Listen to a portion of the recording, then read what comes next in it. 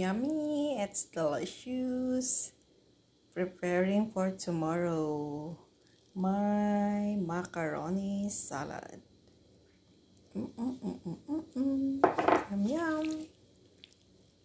Yan ang aming macaroni salad for tomorrow.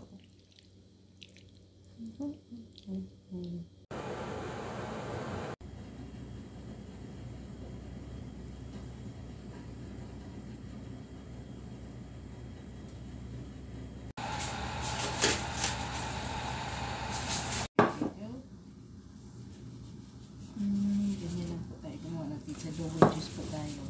Meron tayo sa baba, meron tayo sa taas.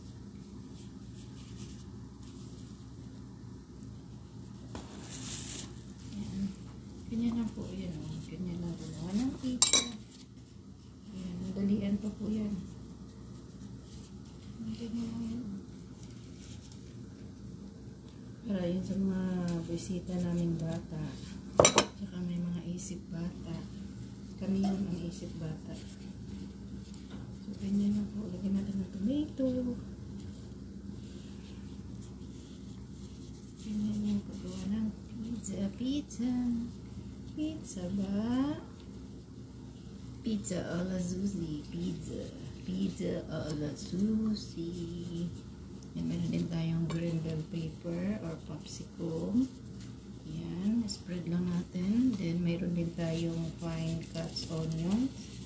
Spread lang natin. Ganyan lang. Ganun lang kasimple guys. Ganun lang kabilis. Yan, kasi marami pa kaming gagawin.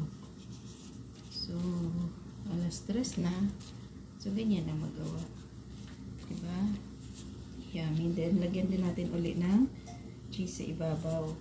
Para mas cheesy. More cheesy, more yummy. Yan. Ganyan na siya. Kadali magawa ng ano, yun nga lang. May kamahalan na ang ingredients nito pag nandiyan tayo sa Pilipinas.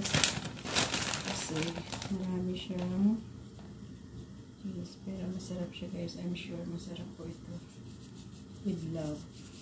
Yan na po yung ating assorted. Yan yung ating pizza ala Suzy.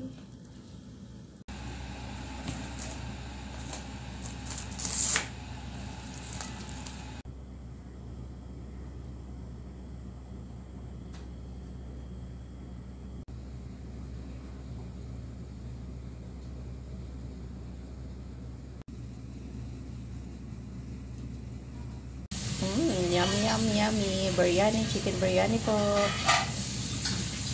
Para sa hapunan.